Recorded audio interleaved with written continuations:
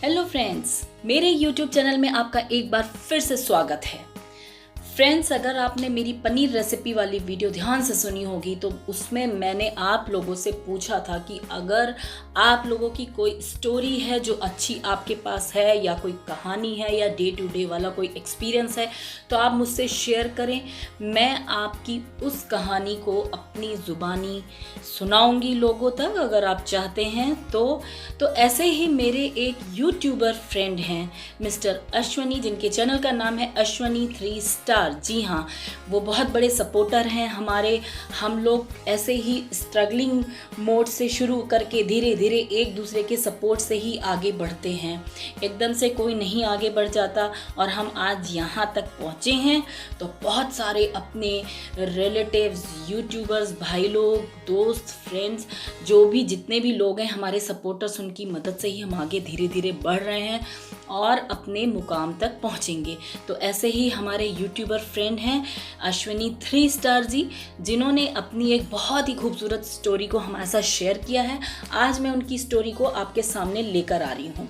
तो चलिए शुरू करते हैं मिस्टर अश्वनी जी की स्टोरी मेरी ज़ुबानी।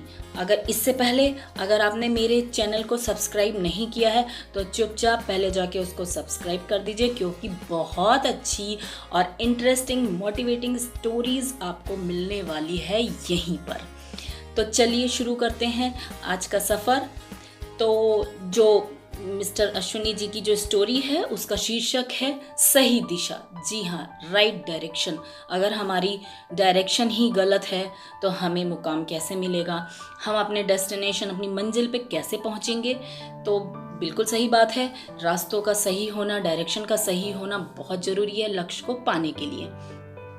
तो हुआ यूं कि एक बार एक आदमी रेलवे स्टेशन पे उतरा और उसने एक ऑटो वाले को बुलाया कि भैया साईं मंदिर ले चलोगे। तो उसने कहा जी बिल्कुल ले चलेंगे।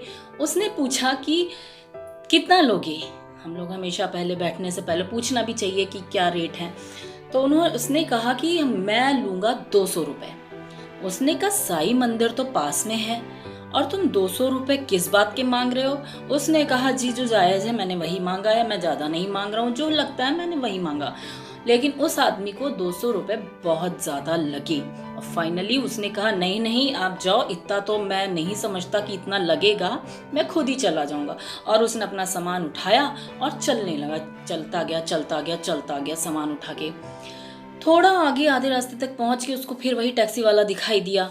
उसने कहा कि भैया फिर उसने उसको रोका, पूछा कि भाई मैंने अपनी आधी दूरी तय कर ली है कि अब बताओ तुम कितना लोगे। तो उसने कहा मैं 400 रुपये लूँगा।